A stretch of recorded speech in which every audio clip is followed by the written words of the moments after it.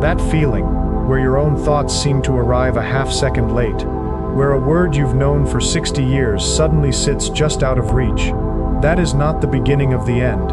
It's a signal, a specific, measurable, reversible signal that most people after 60 misread completely, and the cost of misreading it is enormous.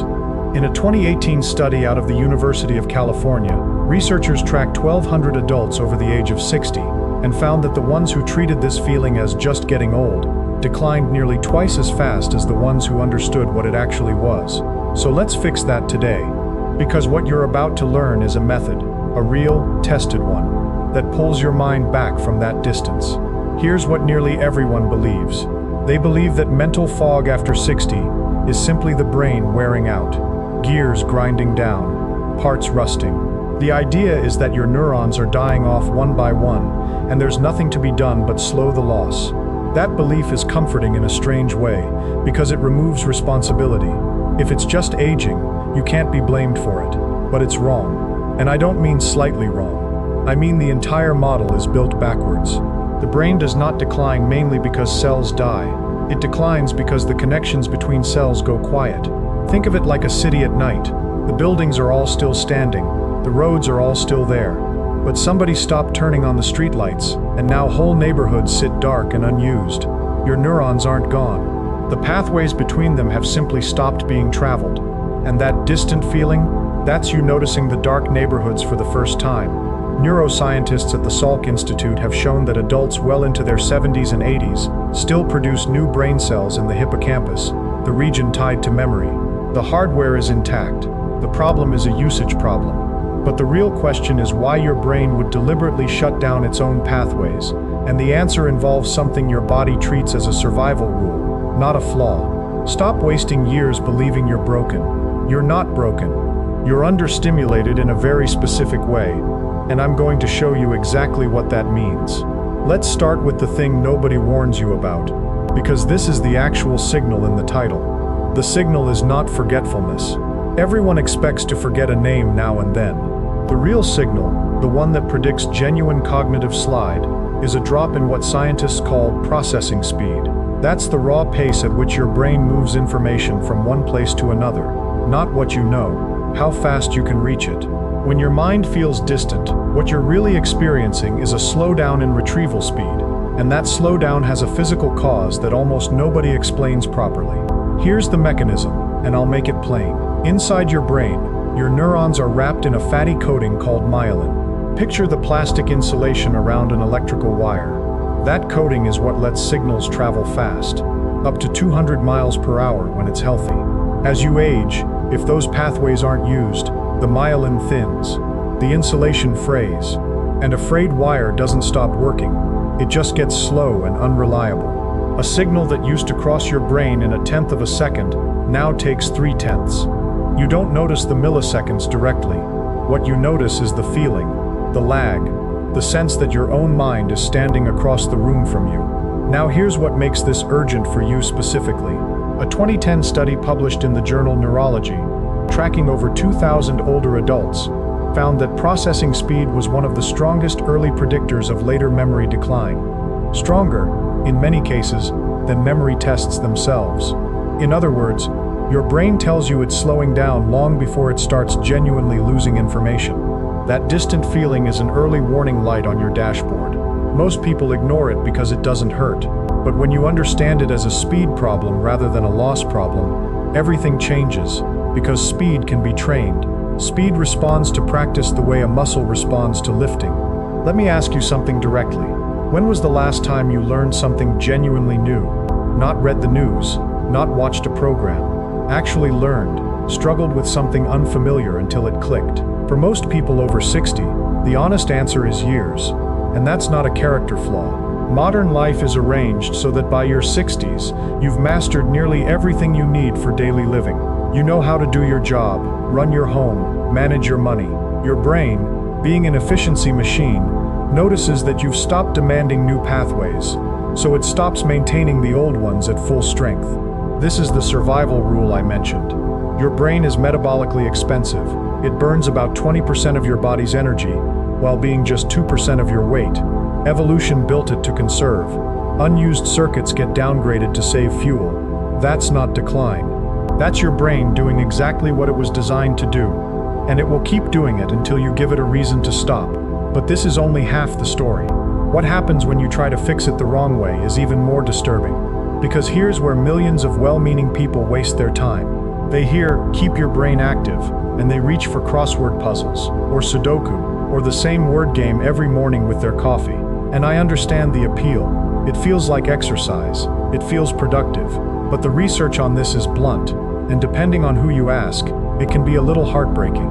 A large study led by researchers and published through findings on cognitive training found that when you practice a specific mental task, you get better at that specific task, and almost nothing else. You do crosswords for a year, you become excellent at crosswords. Your processing speed in daily life? Barely touched. Why? Because your brain learned the pattern, and once a task becomes a pattern, it stops being learning. Remember the streetlights. When you do the same puzzle every day, you're walking down the same lit street over and over. You're not turning on any new lights. The dark neighborhoods stay dark. This is the single most important idea in this entire video, so stay with me. Your brain only builds new insulation, only wakes up dormant pathways, when it encounters something it cannot already do. The struggle is the mechanism, not the answer, the struggle. If you've ever finished a puzzle book cover to cover and still felt that mental fog roll in the next afternoon, this is why. You were exercising a muscle you'd already built while ignoring all the ones that had gone soft. And here's the empathy piece, because I know this feeling personally from the people I've coached. There's a quiet shame that comes with it. You did the right thing. You stayed mentally active. And it still didn't work, so you concluded the decline must be inevitable. It isn't. You were just given the wrong tool and blamed yourself for the result. If this is landing for you, if you're starting to see that the problem was never your brain but the method, then subscribe right now, because the part that actually fixes this is coming in just a few minutes, and it's a specific step-by-step system you can start using tomorrow morning. That section changes everything, and I don't want you to miss it. Now let me go deeper, because there's a second mechanism underneath the first, and it explains why some people in their 80s stay razor sharp, while others fade at 62. It comes down to a concept called cognitive reserve. Researchers at Columbia University have studied this for decades, and the finding is remarkable. Cognitive reserve is essentially the number of alternate routes your brain has built over your lifetime. Think of it like a road network. Some people have a single highway between two cities. If that highway floods, traffic stops completely. Other people have a highway, plus back roads, plus side streets, plus footpaths. Flood the highway, and traffic just reroutes. The destination is still reachable. The people who stay sharp late in life aren't the ones with no brain aging. Autopsy studies have found people whose brains showed physical signs of significant disease, and yet in life, they showed almost no symptoms at all. Their reserve was so deep that the damage couldn't shut them down. The traffic simply found another road.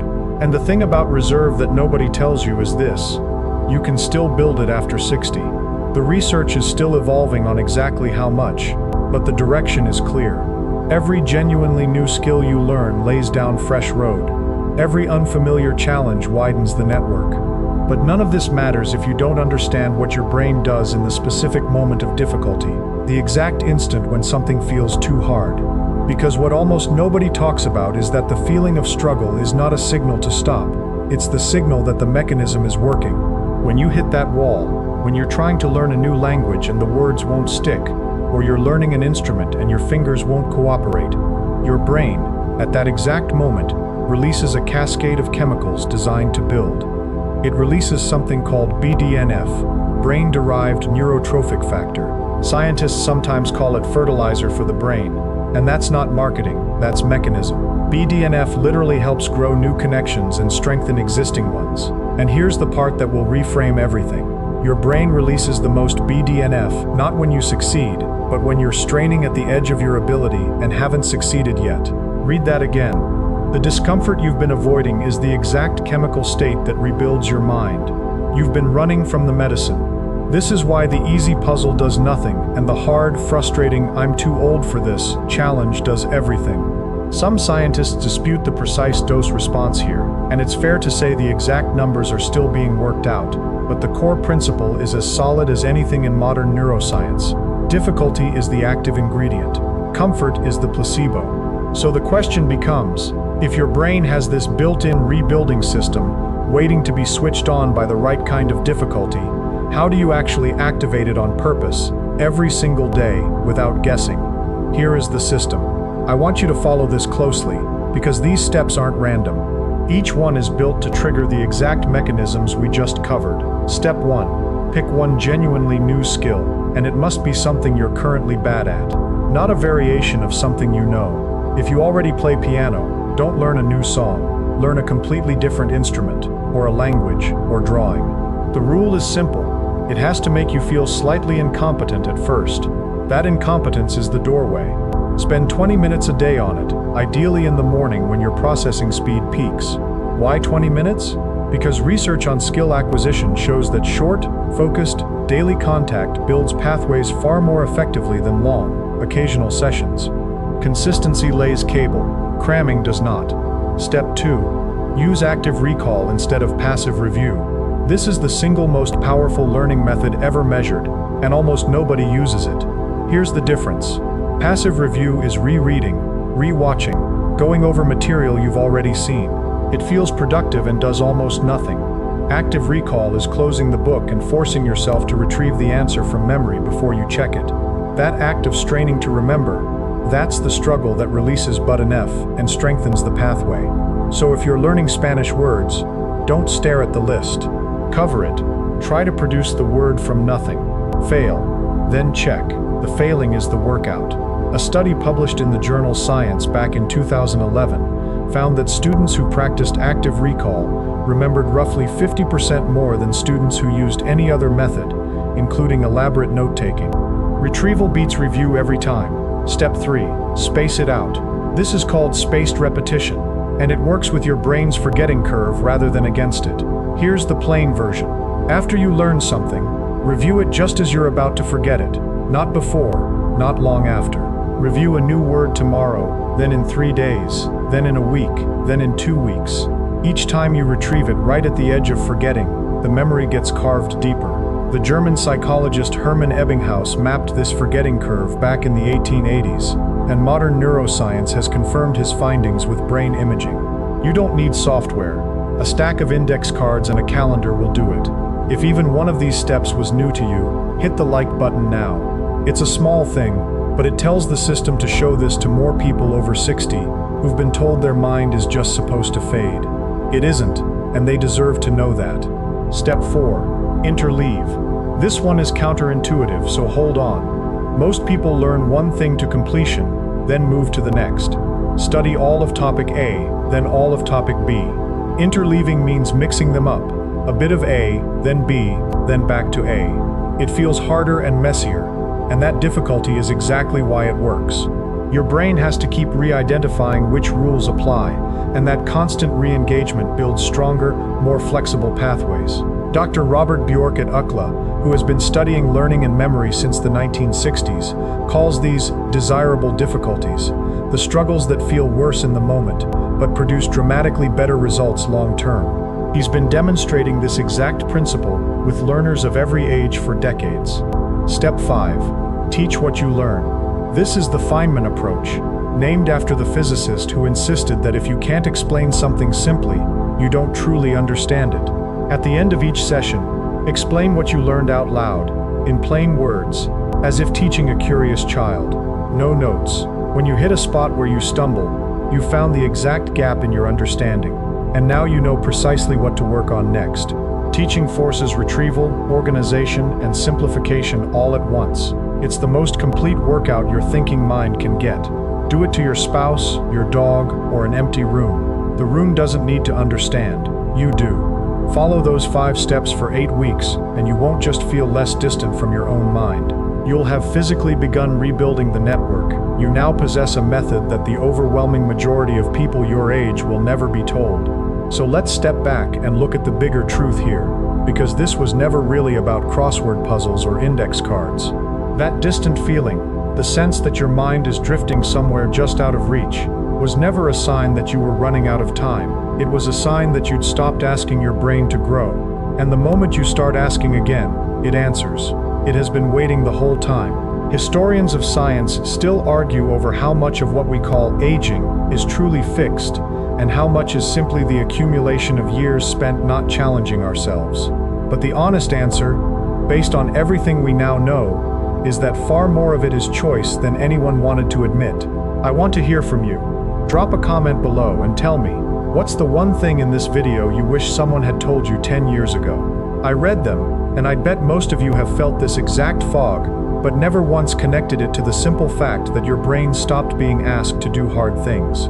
Tell me if that's you. Here's the thing to carry with you. Your mind didn't leave. You just stopped inviting it back. Share this with someone who started saying, "I'm just getting old," because they need to hear that they aren't, not the way they think. And if you haven't subscribed yet, do it now. What I've been researching for next week is the single morning habit that protects processing speed better than any supplement on the market, and I don't want you to miss it. Your brain is not a candle burning down. It's a house full of dark rooms, waiting for you to walk in and turn the lights back on. So go turn one on today.